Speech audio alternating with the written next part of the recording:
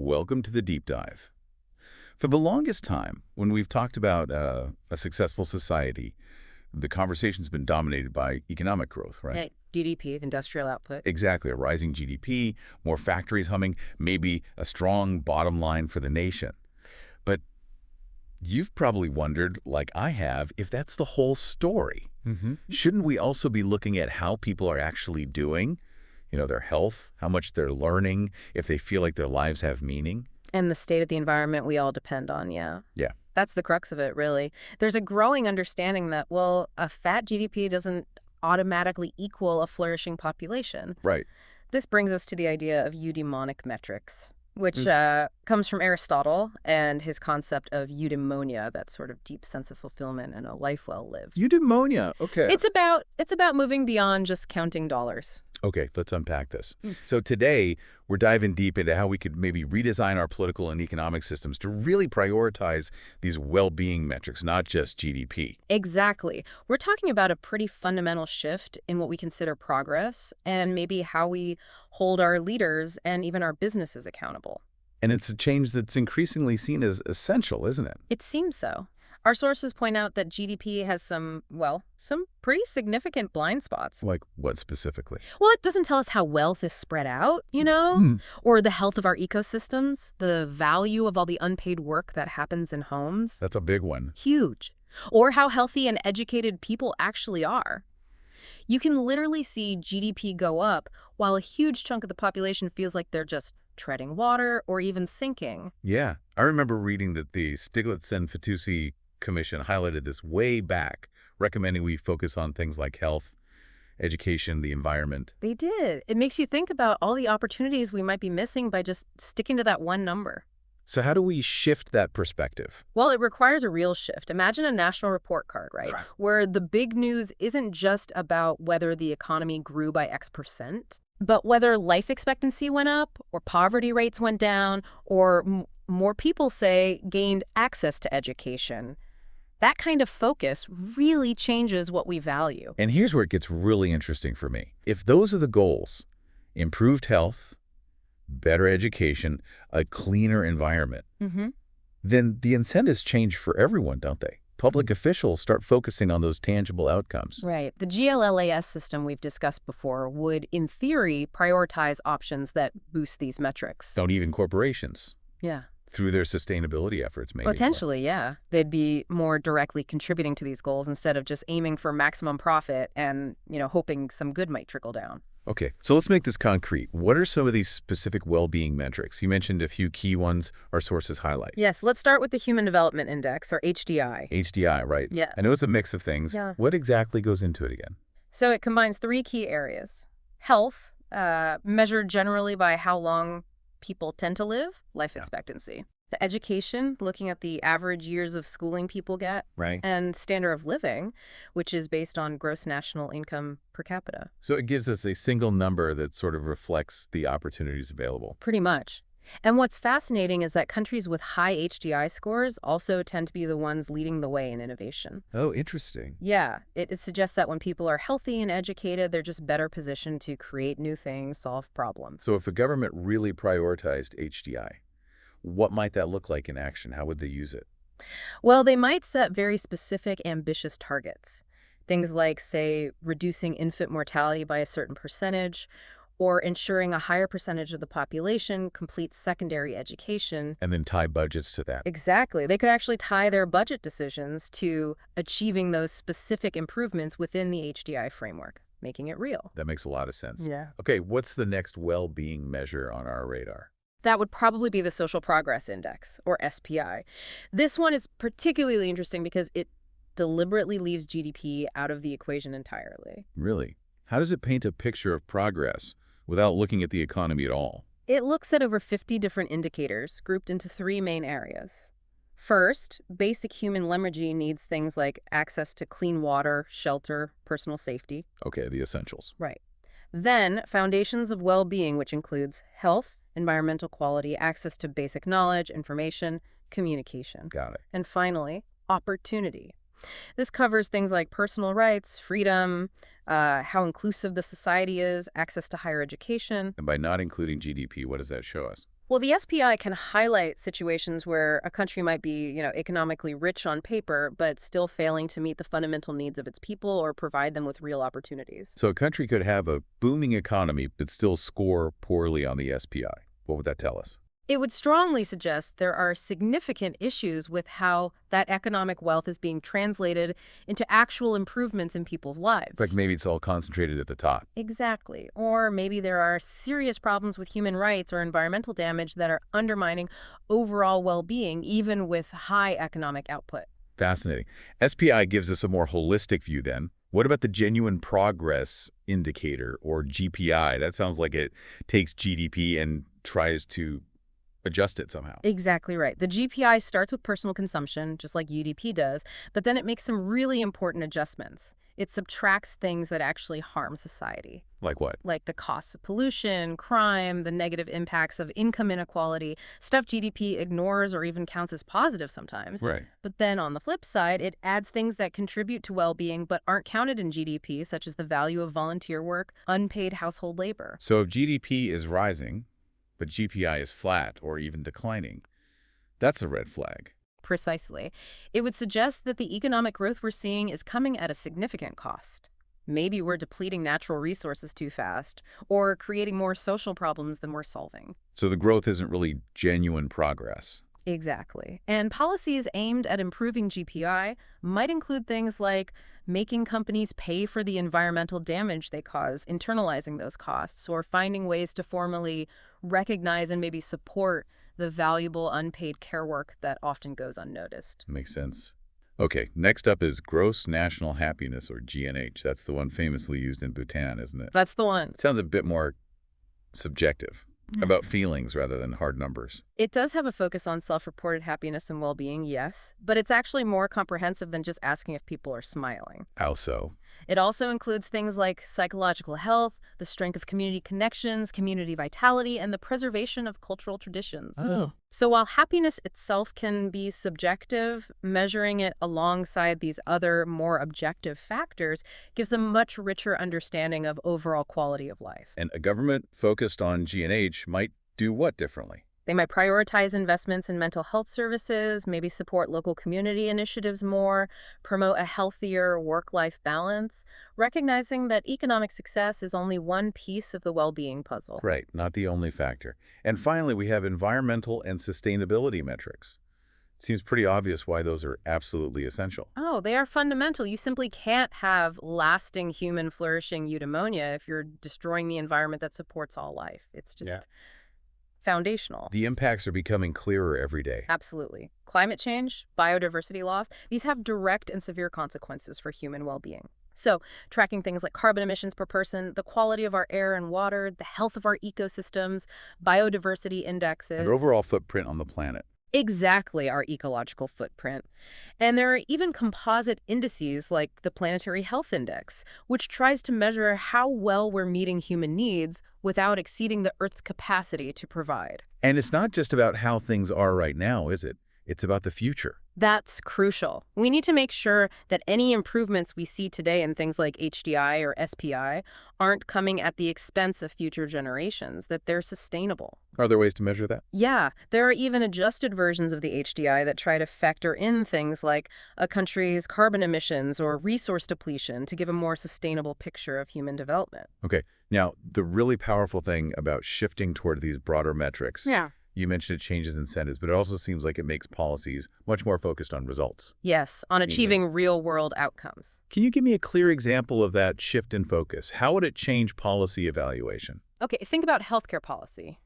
Instead of the main success metric being, say, how much money we spent on healthcare or how many new hospitals we built. Like the inputs. Exactly. Success would be measured by actual improvements in the health of the population, things like lower rates of chronic disease or an increase in healthy life expectancy, the number of years people live in good health. Right. Shifting from just counting what we put in to measuring what we actually get out in terms of people's well-being makes total sense.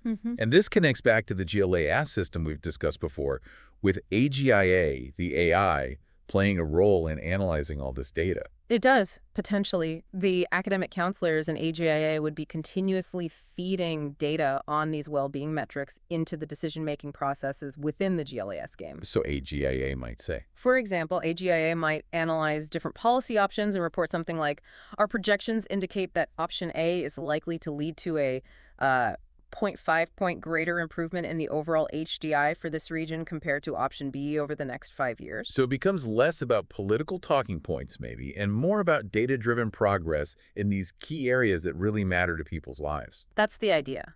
Now, how do we get corporations involved? It's not just governments that have a huge impact on well-being. How do we encourage them to embrace this broader view of success? That's a crucial point, definitely. We need to find ways to better align what's good for business with what's good for society as a whole. How? Well, one way is by creating incentives or maybe even requirements for companies to report on their social impact. What kind of impact? Things like the quality of jobs they provide, wages, benefits, training their environmental footprint, obviously, and their contributions to the communities where they operate, perhaps through education initiatives or local investments. Okay, transparency helps. And the source brings up a really interesting, maybe controversial idea, potentially linking corporate tax rates to some kind of corporate social impact score. It's definitely a bold concept, yeah, but one that could be very powerful if designed carefully. How would that work? Well, imagine a system where companies that demonstrably contribute to community well-being, say, through significant upskilling programs or drastically reduce their environmental harm, actually get a reduction in their corporate taxes. And the flip side. Companies that have significant negative social or environmental impacts, like major polluters who don't clean up their act, might face a higher tax rate. It would directly connect the pursuit of profit with the broader societal good, or at least disincentivize harm. Wow, that could really shift the calculus for businesses. Big time. And on the government side, how would this focus on well-being metrics change how budgets are made and laws are passed? Well, government budgets and proposed legislation would be evaluated, at least partly, based on their projected impact on these key well-being metrics. So you'd attach expected outcomes. Exactly. National budgets could be clearly linked to expected outcomes, for instance. This much welfare spending is projected to reduce the poverty rate by X%, or these energy policies are judged by their potential impact on our emissions targets and air quality indices. Are places actually doing this? We're seeing some movement. New Zealand, for example, has started experimenting with what they call well-being budgets. It's early days, but the idea is gaining traction. And it seems like in a direct democracy system, maybe like GLAS, when people are directly involved in decision-making, they would naturally lean towards policies that improve these broad measures of well-being, wouldn't they? Especially if the information is presented clearly, without a lot of, partisan spin. You'd hope so. When people have clear, understandable information about how different policy choices will likely affect their health, their kids' education, the environment they live in, they are much more likely, arguably, to support options that lead to tangible improvements in those areas. Makes sense. Now, the source also touches on some of the more difficult to measure aspects of a flourishing life, right? Like education beyond just scores, culture, those intangible things. Yeah. How do those fit into this eudaimonic picture? They are absolutely fundamental. You're right, they can be harder to quantify, but human development isn't just about material wealth or physical health. It's also about knowledge, cultural richness, feeling connected. A sense of purpose. Exactly. A society that prioritizes eudaimonia would place a high value on things like robust civic education and broad access to cultural experiences. And participation itself matters. Yes. The very act of participating in something like direct democracy, for example, has an educational effect in itself. It helps people become more informed, more engaged citizens over time. Civic literacy improves. And the way we approach formal education might need to broaden, too, beyond just focusing on standardized test scores. Absolutely. School curricula could be adapted, maybe should be, to include more emphasis on things like emotional well-being, ethical reasoning, critical thinking skills, active participation in the community. A more holistic view of development. Right, reflecting a more comprehensive understanding of what it means to be a well-developed person. And the arts and culture clearly play a crucial role here, too, right? It's not just an economic sideshow. Precisely. A vibrant arts and culture scene contributes significantly to a flourishing society, to that sense of community vitality G&H talks about.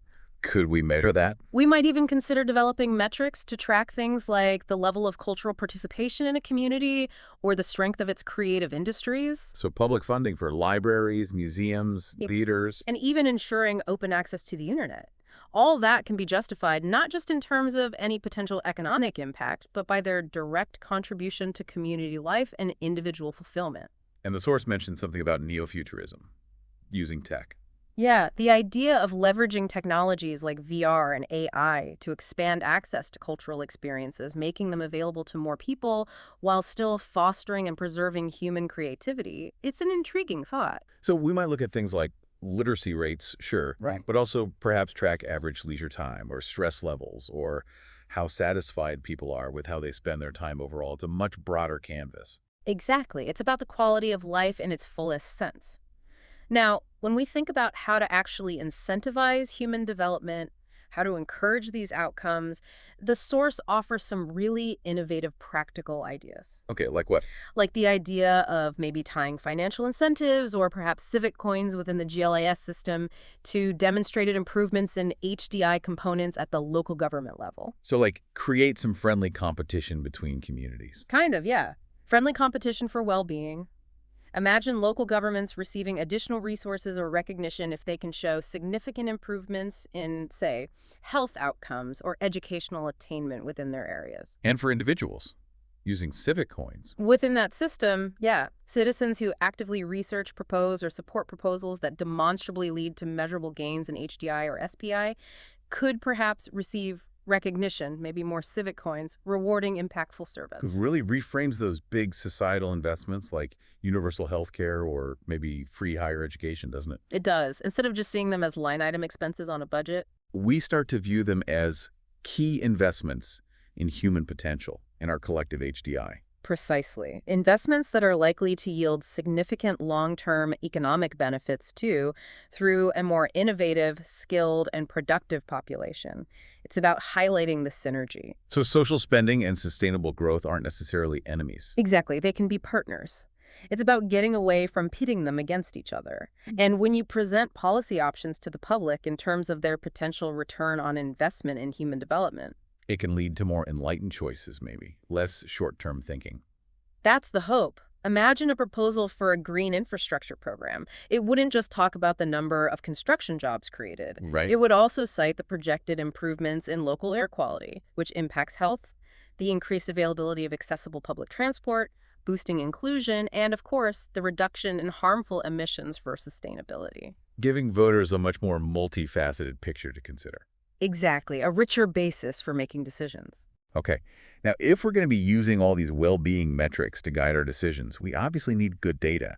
We need robust systems in place to monitor our progress and get timely feedback. Absolutely essential. You can't manage what you don't measure or measure well.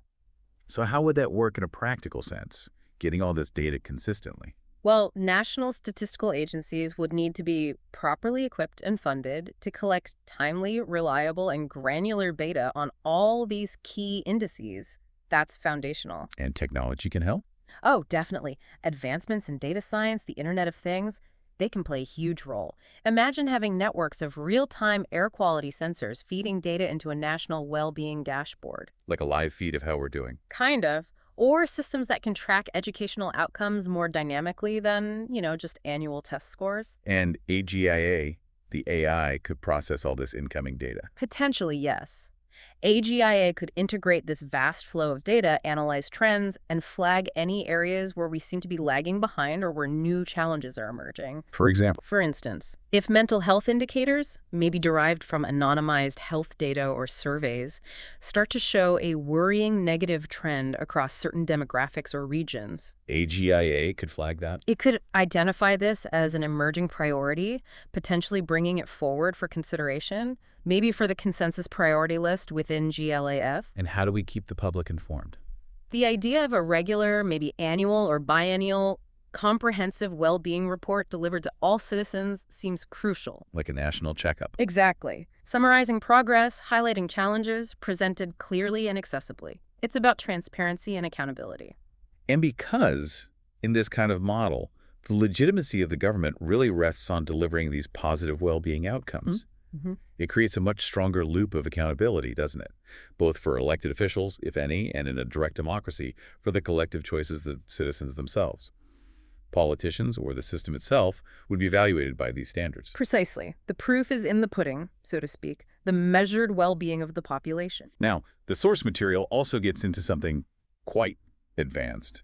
The idea of mathematically modeling things like trustworthiness, altruism, and even the wisdom of decisions. That sounds incredibly complex. It is. It's definitely pushing the boundaries, and it draws on a whole bunch of different fields. Game theory, social sciences, AI, economics, ethics, behavioral science. The list goes on. And the goal is what? To somehow quantify these very human qualities. Essentially, yes. To create more formal ways to understand and potentially measure these factors, which are obviously critical for good governance in a functional society. But, and this is a huge but, it's fraught with challenges. Like, how do you avoid just incentivizing people to look trustworthy or altruistic, performative behavior? Right, gaming the system. Exactly. So let's touch on some of the approaches mentioned. Game theory, for instance, looks at trustworthiness in strategic interactions. Think prisoner's dilemma type scenarios. It shows how trust, or lack thereof, emerges based on incentives, but it doesn't really measure inherent morality. Okay, what about social sciences? They might use network models to see how trust spreads, or psychosocial theories, analyzing large data sets perhaps, looking at patterns of connection and influence. And multi-agent systems. That sounds like AI. It is. In AI research, trust can be treated as a quantifiable measure between agents, maybe updated using Bayesian methods or reinforcement learning based on past interactions. Okay, and altruism. How do you quantify genuinely caring about others? Economics and behavioral economics try, sometimes using concepts like including others' well-being in your own utility function. Experiments like the dictator game try to measure this. Ethical frameworks, meanwhile, focus more on the intent behind actions. Was it genuinely altruistic? Effective altruism tries to measure the actual positive impact. And wisdom. How on earth do you measure wise choices? The million-dollar question. Decision theory looks at rationality, cognitive biases, trying to identify what leads to good judgments. Concepts like the wisdom of the crowd come in here, how aggregating diverse, independent opinions can lead to better decisions than individuals might make. Information theory can help quantify uncertainty and efficiency in decision-making processes. So lots of different angles. The source also mentions reward loops and hacking them. Right. This is critical. If you create metrics for these things, people will try to optimize for the metric, even if it means sacrificing the actual underlying quality.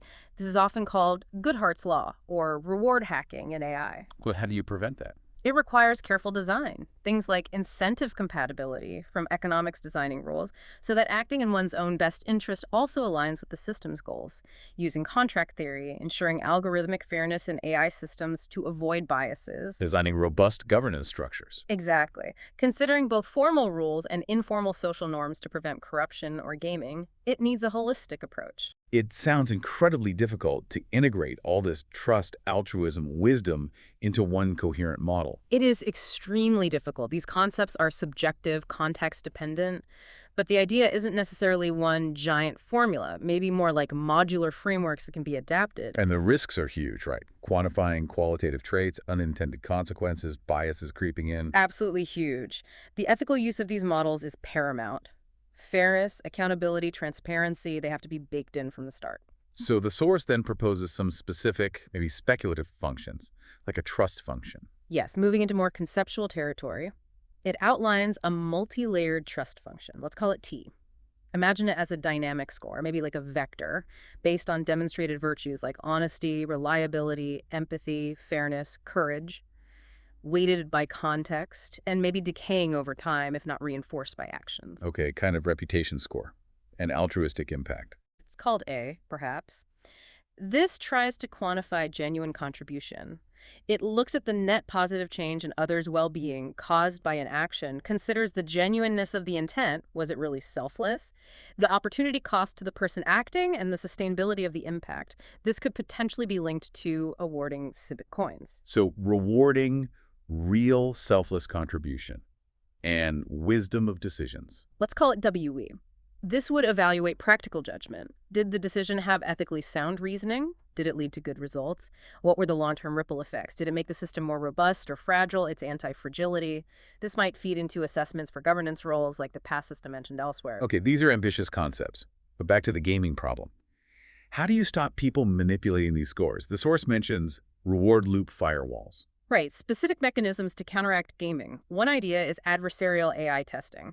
Basically, using sophisticated AI, maybe large language models, to constantly probe the evaluation systems, trying to find and exploit loopholes before humans do. Fighting fire with fire. Kind of. Another is shadow feedback channels and wisdom nudges. Giving people qualitative feedback on their actions, maybe nudging them towards wiser or more considerate behavior, but without revealing their precise scores, making it harder to directly optimize the number. Interesting. Moral anonymity zones. Places or situations where actions aren't strictly monitored or scored, allowing for more authentic behavior to emerge, which could then maybe indirectly inform the models. And entropy injectors. That sounds random. It involves introducing controlled randomness, maybe slightly varying the weighting of different virtues in the trust score, or changing the focus of evaluations periodically, or using random sampling for reviews. The goal is to make the exact scoring system unpredictable and difficult to reverse engineer. So constantly shifting the goalposts slightly to keep everyone honest. In a way, yes. To make sure people focus on the underlying principles, not just the current formula, it's all highly theoretical, of course, but points towards the complexity of measuring these deep human factors. Wow. Okay, that's a lot to take in on the measurement side. Stepping back then, this whole deep dive really brings into focus this fundamental shift we started with, moving beyond just economic growth. Absolutely. It's about pivoting to a much richer, more human-centered understanding of what makes a society successful. Human flourishing as the goal. And economic prosperity, technology. Those become tools. Important tools, yes, powerful means to achieve that higher end, but not the ultimate aims in themselves. This whole integrated framework, equitable capitalism, direct democracy, well-being metrics, tries to align our systems, our money, our politics with enhancing human capabilities, happiness, fulfillment, eudaimonia. And ultimately, this focus on well-being, it feels like it taps into some really fundamental human values, doesn't it? Things that could potentially bring people together, maybe across different political viewpoints. You'd hope so, because at the end of the day, most people, regardless of ideology, want better health for their families, more opportunities for learning and growth, a cleaner environment, a higher quality of life. Yeah, those seem like pretty universal desires. They do. So for you, the listener, I want you to think about this. How might these eudaimonic metrics truly reshape how we understand what it means for society to be successful? If we really put human flourishing front and center, what would truly matter most? And what unexpected upsides or maybe potential hurdles and challenges might we encounter with such a profound shift in our focus? It's definitely a lot to consider. We hope this deep dive has given you some valuable insights and plenty to ponder.